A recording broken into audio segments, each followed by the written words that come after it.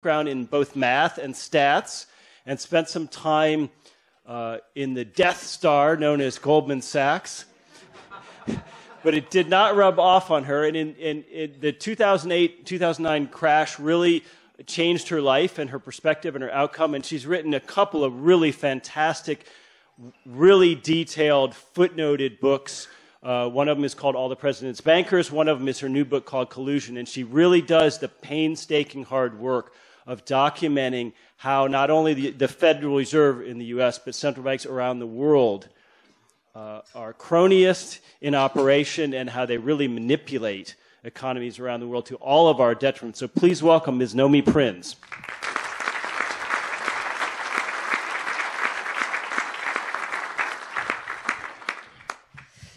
I'm going to say good noon because it is 3 minutes past 12.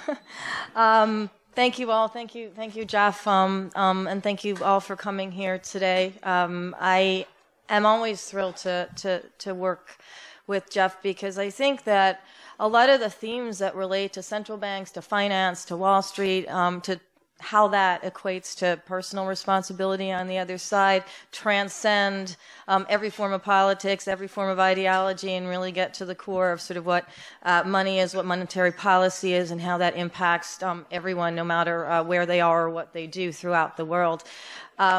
Just as a little background, Jeff mentioned, yes, I did work at Goldman. That was the last place I left from the investment banking side of my life. But one of the places I also worked at was Lehman Brothers, which, as you may know, no longer exists.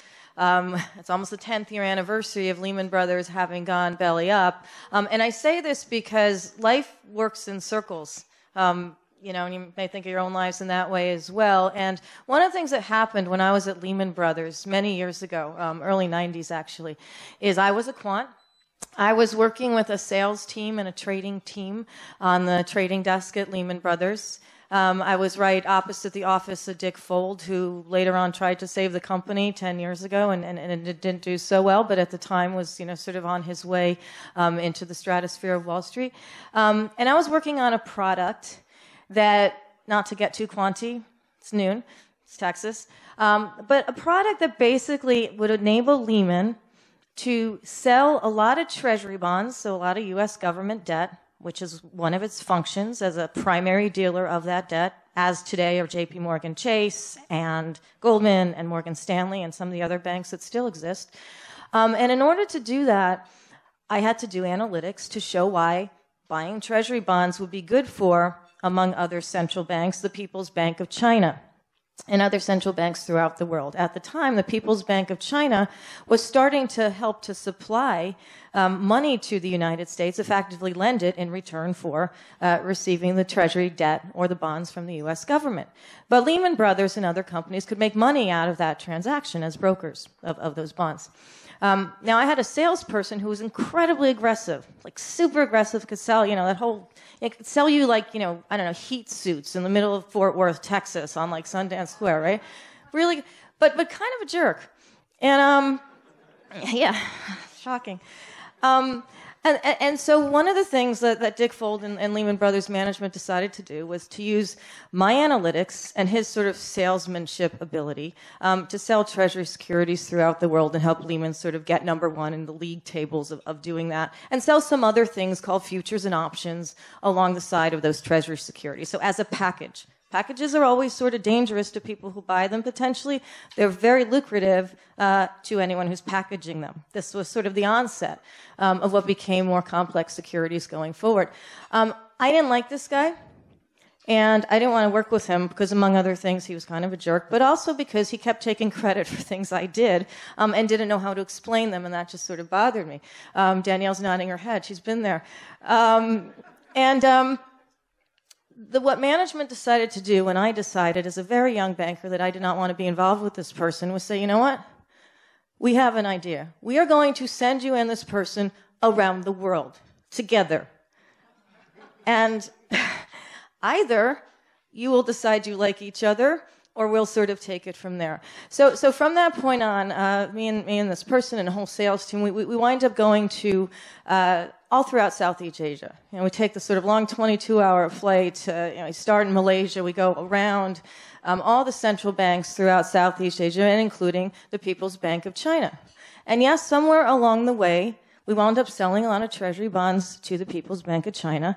And we also didn't kill each other. And that's only because there was this taxi driver in the Philippines trying to get us to an airport to get to China. And it was a kind of situation where we were going to potentially die because the taxi drivers going over the side of the crossroads into oncoming traffic to get us there in time, because at that point, the salesperson said, look, if you can get us to the airport on time to make this flight, there's, $100 in it for you. And that just changed the dynamic of things. Years later, I returned to China several times, but I returned to China as one of the places where I analyzed the relative decisions of the People's Bank of China to what the Federal Reserve had done in the wake of our financial crisis in 2008, and wound up talking with not the same people, but sort of the next generation or a couple generations forward of the next people, and they still own a lot of treasury bonds, and now they use the fact that they own treasury bonds to also want to reduce the risk of owning them and reduce the risk of their exposure to what Fed policy might be, what Wall Street might be doing, and what the U.S. economy might be doing. And that's kind of the crux of the book. And that's kind of the crux of my travels.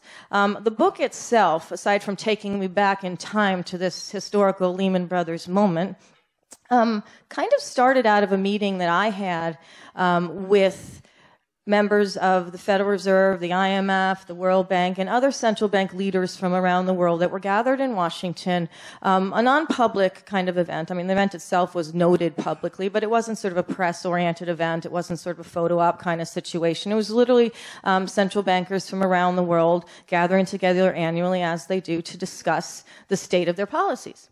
And so the topic that they asked me to address, and this is 3 years ago in the spring of 2015, was why Wall Street isn't helping Main Street. That was the topic. When I first got the email to come and address this topic and address the Fed in the same room where the FOMC meets to discuss rating and how the cost of money is going to be allocated in terms of how much it is, up or down in interest rates, was why you asking me, because I'm very, very critical of what you've been doing for the last number of years. Some of you are nodding. You know that as well. And their point was, well, we want to hear what you have to say. So I get up there after former chairperson of the Fed, Janet Yellen, speaks and talks about how the state of Wall Street, the state of banking, is actually very secure now. This was 2015. Banks are doing fine. We've got this. We've fixed it. It's good.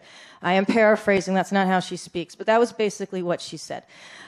She was followed by an assistant treasury secretary individual from the Obama administration who basically said the same thing, but just with more enthusiasm.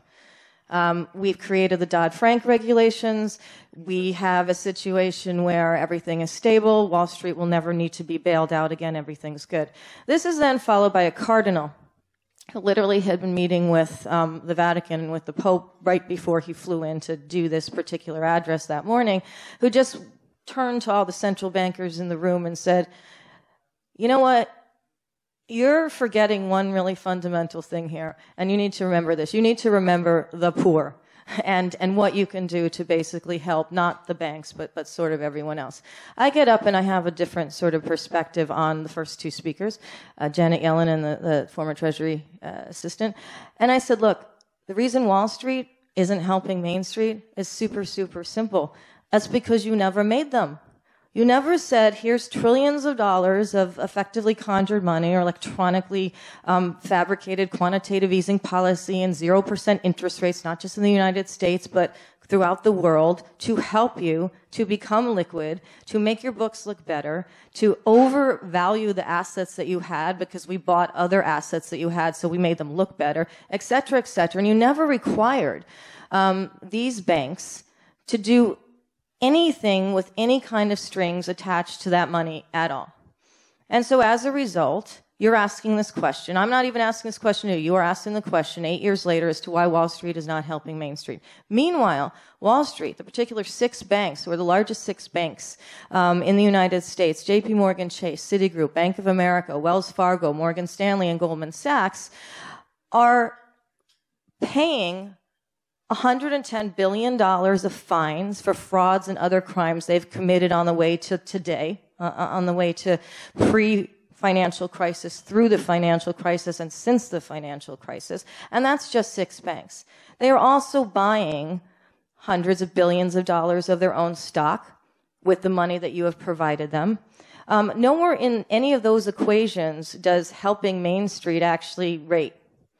So that's one of the reasons. But, you know, when I looked at that room, like I'm looking at you all, I've been in Texas a week, y'all here this morning, I realized that in that room that day, there were a lot of central bankers from smaller banks, some sort of outside the main group of the G7 major central banks, of the European Central Bank, the ECB, the Bank of Japan, the Bank of England, the Fed, and so forth, who are kind of on the outside of the monetary policy that rendered money so cheap for so long throughout the world, that fabricated what became $21 trillion worth of assets on the books of the major central banks in the form of quantitative easing policy in order to liquefy, in order to help, in order to subsidize, in order to socialize the financing for the largest banks in the United States and throughout their countries.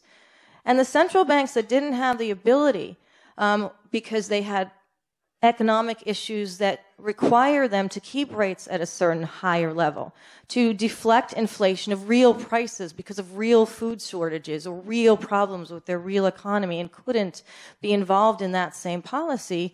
We're looking at sort of catching up, we're looking at being left out, and we're looking at a lot of political and economic turmoil within their own countries while all of this was going on outside of them. And so I realized that a lot of those central bankers had stories that needed to be told, as well as the bigger story that the public needs to be told, which is how these major banks colluded, how they did create money, and how they continue to work in conjunction with each other, such that if the Fed raises rates, which it started to do later that year at the end of 2015 in December by a mere 25 basis points, and has since raised rates by another 150 basis points, that in that situation, every time the Fed moved a little bit up, the colluding central banks, the in cooperation, the in coordination, the ones that were involved in the global policy of 0% interest rates on average and quantitative easing up to $21 trillion in total, they would counterbalance. So in 2016, in January 2016, when the market reacted very negatively to the first Fed hike in 8 years, the European Central Bank said, we've got the other side of this. We are going to reduce our rates from 0 to negative. We're basically going to pay banks to give us money to liquefy, supposedly, the economy. The Bank of Japan did the same thing. They reduced rates to negative.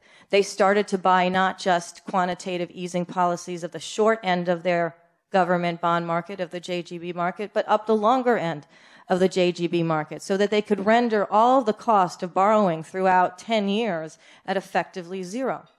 That was just to counterbalance a policy where the Fed was just raising rates by a little bit, and where they were all coordinating quantitative easing throughout all of these years. And that's what is still happening today. So when I went back to the beginning of the financial crisis to untangle not just how the quantitative easing policy came into effect, not just how 0 interest rates have become prevalent throughout the developed world, but also the responsibility of all of those nations to their own economies and to each other and to the global community, and how this policy has changed the world, has changed geopolitics, has changed trade alliances. A really interesting story begins to develop. Ben Bernanke, who was the chair of the Fed at the time of the financial crisis, said in 2007, and I read this because I never want to get this wrong. It's the first quote in my introduction. It is not the responsibility of the Federal Reserve, nor would it be appropriate to protect lenders and investors from the consequences of their decisions. This is what he said in 2007. He also said in 2007 that there wasn't going to be a housing crisis, as did my former boss's boss from Goldman Sachs, Hank Paulson, who was the Treasury Secretary at the time under George W. Bush, also said there is no housing crisis, or if there is one, we can handle it. Tim Geithner, who was the president of the New York Fed, said the same thing. So there's multiple levels of collusion. There's the collusion of denial, and there's the collusion of the deception of the process that's been put in place in terms of monetary policy by the Fed in the wake of the financial crisis and throughout the world.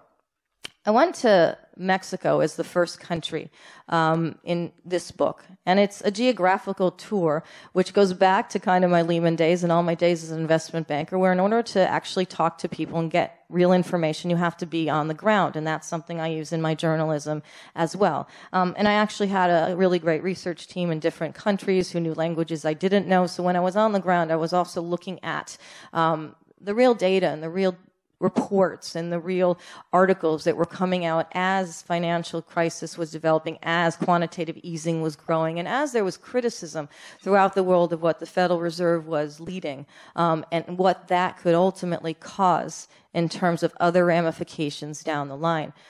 In Mexico, it was interesting because very soon after I gave that talk at the Fed, I attended another talk in Mexico, in Monterrey, which is its major industrial city, one of the top 3 cities in Mexico. And I was sitting next to a former number 2 person at the Central Bank of Mexico. And he had been at that central bank position until right before the financial crisis, subsequent to which a man named Guillermo Ortiz took over the top position of the Mexican Central Bank, Banco de Mexico. And sitting next to him, he turned to me and he said, look, I knew from the beginning this was going to be a policy that was not going to have an end, or if it did have an end, it wasn't going to be pretty. And he didn't want to, he didn't want to jump back into his position in terms of being public about that, but that was basically what he told me in this side of this breakfast before this event. Now, Guillermo Ortiz, who became the head of the central bank in the financial crisis period and had been involved in Mexico for years, had been involved in the 1994 tequila crisis where there was a big banking collapse in Mexico, had been involved in trying to reinstate confidence with the people, to instill confidence in the economy and the government and so forth beforehand, went to Ben Bernanke in Washington at the beginning of the financial crisis, and this was publicly documented by the Wall Street Journal and others, and he said, look, I've been there, I've done this. You have to understand that if you start to do what I think you're doing, and this is in the beginning, this is documented, this is in sort of November of 2008, if you start to supply effectively a lifeline to the private banks who basically caused the financial crisis from which you're trying to dig yourself out, what you will do is you will detach confidence. Not confidence amongst the Wall Street players because they're getting the money, but confidence from the standpoint of citizens with respect to their financial system, with respect to their banks. And once you lose confidence, he said to Ben Bernanke, you can't get it back. And those words were actually very telling because translating those to what happened along the way in the last 10 years in Mexico, in Brazil, in China, in Japan, throughout Europe, and so forth, there's a very clear pattern of what happens to people on the ground, their political decisions, geopolitics, trade alliances that tie back to that moment, that tie back to the Federal Reserve making a unilateral decision to start a quantitative easing policy that they might not have known was going to ultimately be $4.5 trillion on their book and $5.5 trillion on the European Central Bank book and $5 and counting trillion of quantitative easing on the Bank of Japan's books and $800 billion on the Bank of England and so forth. They might not have known to what extent what they called an emergency policy was going to evolve, but 10 years into that emergency, those numbers are continuing to grow. Quantitative easing is not over. The fact that the Fed is talking about tapering their book, and they have by less than $200 billion out of $4.5 trillion, so not really a lot. And while they have done that, the other central banks have upped their purchasing of assets. So net, there's a straight line up in terms of the current path of quantitative easing. So regardless of what happens in the news, regardless of what some of these leaders say about their economies and how this process has worked and how it's finally working and how it's going to work and all the different ways that they project success, the reality is this emergency process is still going on. Back in Mexico, after the financial crisis happened, at first, they thought, you know what, we're insulated. This is a U.S. banking problem. We're just kind of giving advice along the outside. But it was very quick for them to see that no one was insulated from not just what the Fed did in reaction to the financial crisis, but the U.S. banking system. The lack of regulation, the ability of these large banks to hold hostage people's deposits and loans as effectively collateral against requiring subsidies and liquidity from the Federal Reserve and other central banks. And so the Mexican economy started tanking. The Brazilian economy started tanking. In Brazil, that tanking led to a lot of shifting in politics. It ultimately led to a shifting from, a government that had been in place to a government that is now in place, pivoting around one man who's currently running for president in Brazil, who was the central bank leader at the time, a man named Henrique Meirelles. Now, Henrique Meirelles was a friend or an ally of Hank Paulson. They are currently on a sort of committee together for a trans-Latin American sort of charity thing. But at the time, he wanted to do what the U.S. was doing. He wanted to do what the Fed wanted him to do. And there was a government that came in and basically removed him from his position and said, we need our central bank to be accountable to the people. We need our central bank in Brazil to be accountable to our banks, which are corrupt in and among themselves. That's a whole other story. It's in the book. And we need someone here who can actually be aligned with us. Henrique Meirelles gets upset.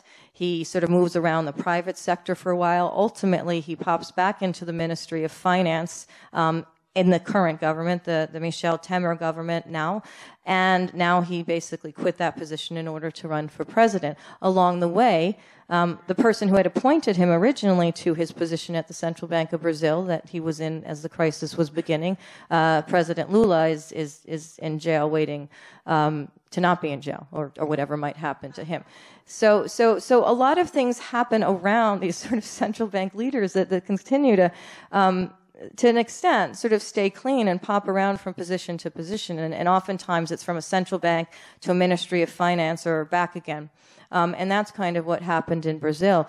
In China, it was interesting because when I was in Brazil, right before this all happened, and I was there during the period of sort of the transitioning of the government, lots of demonstrations in the street and so forth, was that China at the time, because it had started to criticize the Fed's policy, also started to use its funding power, its central bank, its connection of its central bank, the People's Bank of China, to its government, to push the policies of China, which had to do with creating trade alliances and development alliances with countries that had had them more strongly with the United States. So going into this period as a result of the crisis and their criticism of the dollar, of U.S. policy, and in particular the post-financial crisis subsidizing of the banks by the Fed policy, they started funding and developing relationships throughout Central America and in particular with Brazil.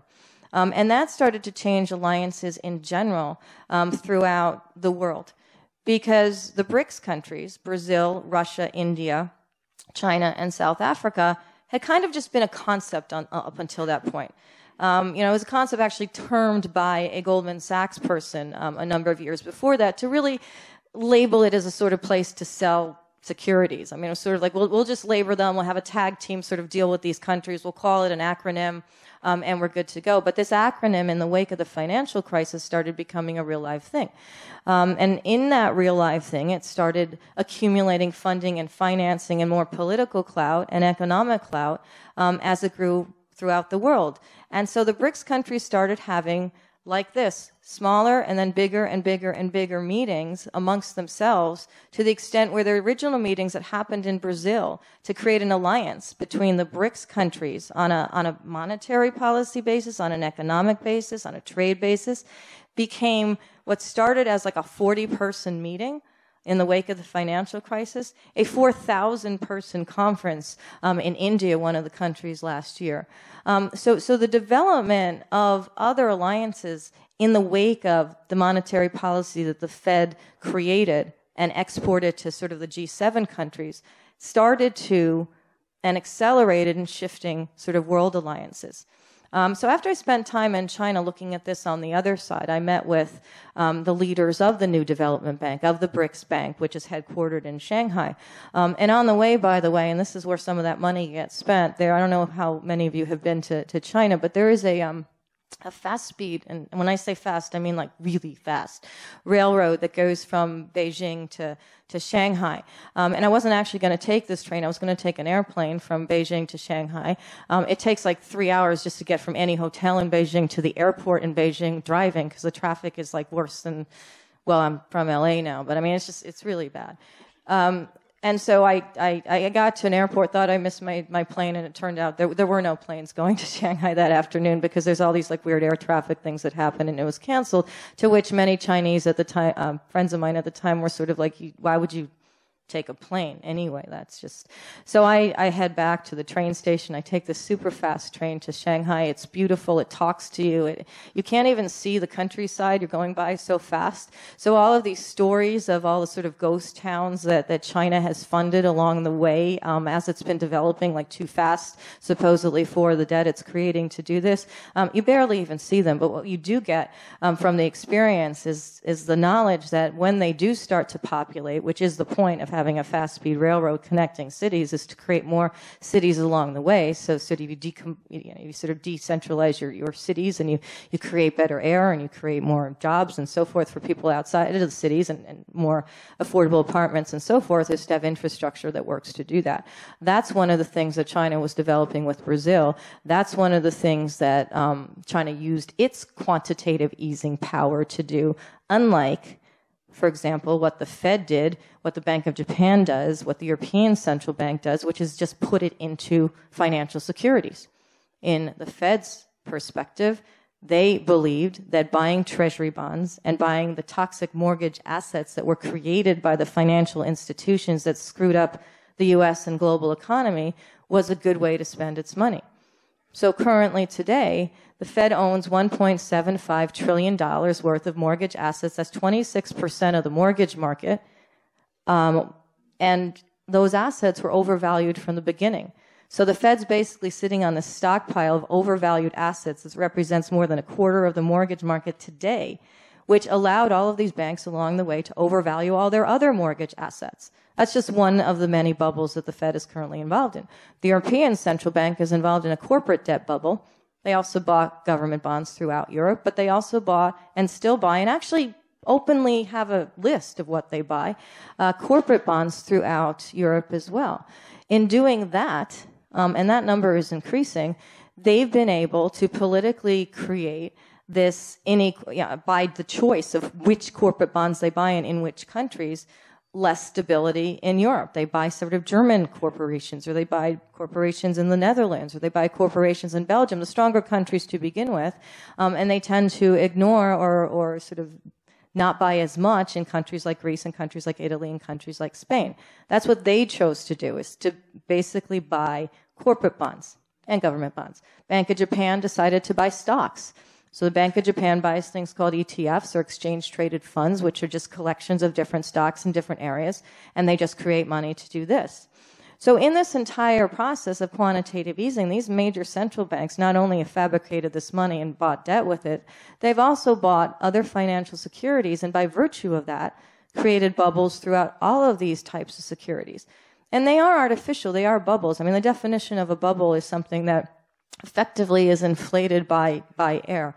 Now, in this situation, it's affected by money supply. It's affected by sort of electronically created money. But the reality is, when you create money and it goes into certain financial assets and not into the ground, not into building a train, not into building a bridge, not into sort of increasing wages, not into research and development, not into tangible things, it tends to ultimately create a risk that those bubbles will pop. You put too much air into a balloon. At some point, it can't hold all of that air and it sort of pops. And every financial crisis that has happened, even before central banks were a thing, has happened because there was too much borrowing and there was too much betting and there was too much speculation on financial assets that ultimately were driven up in value by that very speculation or by that very amount of money chasing that sort of concept. And when debt can't be repaid, defaults start to happen and delinquencies start to happen and countries' economies start to tank and people start to not have jobs and corporations start to pull back. And all of the money that came into this process disappears more quickly than it came in. And that's the danger that China was talking about when it criticized the Fed back in 2010 and 2009 and 2011, that Europe was talking about when it first criticized the Fed and then sort of doubled down on the policy between 2008 and 2009 and then sort of went high on the policy in 2011 and so forth. And that Japan never criticized the Fed but has just been involved in this policy very, very quickly since 2013. They are ignoring, or at least not discussing, these types of risks. So Japan, for example, second to last chapter in my book, is very interesting to me because they are in this process of being caught because of all this monetary policy decision-making and the 10 years of connection to the Fed. They are in this process of developing alliances with China that they never had before, and alliances in the region that they never had before, as well as continuing to try and nurture the alliance that they have with the U.S. And this is not even just on monetary policy, this is on trading policy. So the impact of the criticism of monetary policy of the non-G7 central banks to the G7 central banks is actually shifting alliances even within the G7. Japan and Europe, actually last time I was in Japan, they had just signed an agreement that had been in process for 4 years to trade with each other.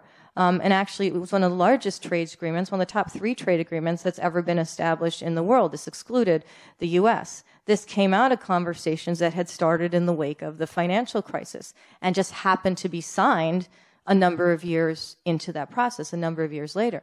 Japan is continuing to discuss relationships with China that can facilitate real development, real infrastructure building, and real diplomatic connections that they have not had before in the wake of trying to hedge themselves or sort of mitigate their risk to what U.S. policy had been into the financial crisis and the decisions of the Fed in the wake of that financial crisis and relative to the dollar as well.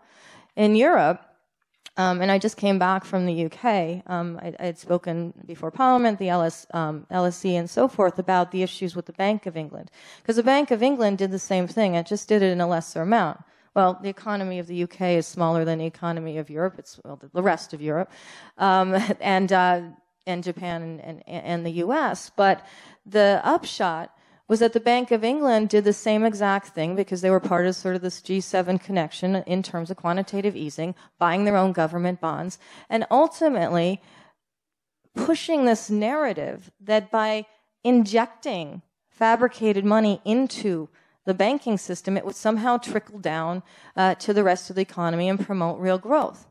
And they really want to believe this. Mark Carney, who is the head of the Central Bank of England, the Bank of England, who actually used to work at Goldman Sachs, as did the current European Central Bank head, Mario Draghi, also used to work at Goldman Sachs. So, I mean, they sort of had a similar, I think, ideology in terms of, funding financial institutions and potentially pushing the narrative that would somehow be economically useful for the rest of the world or for citizens and economies everywhere, continues to try and believe that. So in the beginning of this year, like other central bank leaders have done throughout this process, he said there's going to be growth. Look, there is growth. Wages are growing. GDP is growing. Inflation is rising. This is finally working. And then a couple months later, he said, you know what? There's not a lot of growth. Inflation's kind of low. And actually, wages relative to the cost of living are at the worst they've been in 4 decades. And so even when there's this moment of being able to step in, of central bank leaders to actually declare victory of these policies in terms of their stated purpose, which was to trickle down to the real economy, it doesn't even hold. So for the last 10 years, not just in the UK, but throughout Europe, throughout all of these major countries, there has been less on average than 2% growth per year collectively throughout every year of this period. There has been less than collectively on average 1.5% inflation throughout this entire period. There has not been a wage increase that substantiates a cost of living increase in any of these countries throughout this period, with the exception of Germany, and that has a sort of different model. And as a result of that, there's been a lot of economic angst and financial insecurity and heightened inequality amongst the people in these countries. Because if you have money that's purportedly coming down to the economy and it's getting lost in the private banking system and it's getting lost in inflating financial asset bubbles, and it doesn't come down in a meaningful way to the regular economy, people get pissed off, right? So, this has been the largest subsidy program for the private banking system ever. And so, as a result, when people look at their own pocketbooks, at their own finances, maybe take into account the fact that the stock market is really, really high and that's supposed to make them feel better. And if you're participating in the stock market, there is an upside in that for now. But it makes them really concerned about their leaders. Most people don't think about central bank leaders. Most people don't know who they are. In the last 10 years, some people know a little bit more of who they are than they did in the past. But for the most part, you don't blame Ben Bernanke or Mario Draghi or anything for your economic problems. You kind of blame whoever's in power in your government. And that's one of the ways and reasons for you to vote for whoever's not in your government to try and run the government, because what's happening seems like a lie. What's happening is that in the last 10 years, there's been a lot of money that's been given out, but it hasn't necessarily created a real secure economic perspective for most people. And as a result, people tend to want other. That's why the most recent votes in Italy have voted other. In Spain, they voted other. And other can be left or right. Other just means whoever's not there at the time. In the UK, other meant voting for Brexit. Other meant voting for getting the hell out of Europe, because surely it's their fault. And it's not like government leaders aren't responsible for their own choices and their own allowances of the behavior of their central banks, or just the sheer cluelessness of the dialogue to their people as to what they're really going through versus what central banks or what is supposed to be happening on the financial system side. They are also accountable. People are accountable for not holding their governments to be accountable and not looking behind the curtain and seeing how their money, their economies actually have a bigger story attached to them, and it is the central banks. Because the central banks don't have to be their leaders don't have to be voted in. They are appointed by presidents or they are appointed by prime ministers. In our case, in the U.S., the Fed leaders are appointed by the president, and they can be confirmed or rejected by the Congress. That has never happened. There has never been an actual rejection of someone who's come up for real appointment as a leader of the central bank. There's a connection there, but the reality is people don't appoint them. People don't elect them. And people don't have the ability at this point in a legal framework in any country to cap what they do. So the fact that there's $21 trillion of quantitative easing money hanging around with 0% interest on average in general attached to it throughout the developed countries is something that no actual person has the ability to vote out. There's literally no connection of people to central bank leaders in that way, or limitations, or general transparency as to where their money goes. Some of them show their books. European Central Bank says exactly which corporations it's going to buy and when. But the reality is there's no outside accountable source or body to say, look, maybe that's enough. And by the way, maybe you should have an exit plan. So I'll leave it on that, because I'm sure Danielle may want to address the exit plan as well. But the reality is, with all this debt that's hanging around, with all these asset bubbles that have been created, there is risk. I spent a lot of years on Wall Street looking at downside risk. In fact, why I really left Goldman Sachs is because, well, one of the reasons was because they said you should stop telling clients what their downside risk is.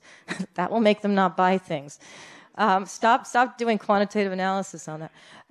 But the reality is the risk of any asset bubble, particularly a large debt bubble, a large credit extension bubble popping, is that when it does, it doesn't just pop a little bit. All of these banks remain codependent. All of the lending remains codependent, whether it is a consumer or whether it's a corporation or whether it's the government of a country. If rates even go up by a little bit for whatever the reason, or if there's fear in the system and bonds are dumped and therefore rates go up. So whether it's created by a central bank or not created by a central bank, all the cost of all of that debt rises a lot. And it rises a lot in percentage terms from a very low level of 0% interest rates on average throughout the last 10 years. And that can create the same credit squeeze that the Fed started the policy for avoiding. Banks not trusting each other, banks not trusting their clients, banks cutting off funds to small businesses firing people, and so forth. Everything that it sought to avoid. And in order for that to not happen, there has to be some form of an exit plan. I don't think that the leaders of these central banks have a exit plan. I think their exit plan is, we would like to not be running this central bank when this goes down. We would like to be getting 6 figures of speech somewhere, like in some like locale or, off Wall Street or wherever, and we just don't want to be involved. So we can say that under our watch it was successful. That's not a really good plan for the rest of the world. I think a lot needs to be done. Maybe we cover this in Q&A, but it's all of that debt needs to be addressed. All of the debt that's been created, not the stock asset bubbles so much, but all the debt asset bubbles, all the quantitative easing needs to be addressed. If we keep it at the same level, then what is outstanding, the money that's been allowed to go out to buy these assets, has to be readdressed, has to be restructured, has to be re-diverted to real economic goals. To something like, and this is where we can take a page out of China's book, and not like they don't have other problems, but something like using money that was created kind of out of nowhere for the purposes of long-term growth, rather than short-term, even if that short-term's a decade or a decade point two or a decade and a half, but of less meaningful, less solid growth in just the financial assets, and simply to continue to subsidize a private banking system that is at the core of manufacturing and brokering those financial assets. And I think if we don't do that, if they don't do that, if these conversations aren't had, if you're not aware of them, and if people don't start to talk about them and sort of trickle it up to the top from an awareness basis, those are the kinds of problems that will happen. Because the system hasn't been restructured, it's just been subsidized. And that's a really dangerous position to be in. So with that cheery note, I do want to thank you. I also want to say there will be later a video that sort of addresses all of these people and this idea. And when you see it after Danielle speaks, it's a song that actually goes with collusion. It's called You and Me. And ultimately, and I know this is very close to your values in here from a core perspective, change is about what we do. Awareness is about what we have. And information is about what we can analyze. And that's really important in this particular environment today. And so when you watch it, I urge you to think about your ability to sort of get more information to yourselves and sort of be aware of where we're at today and where we might go. So thank you so much.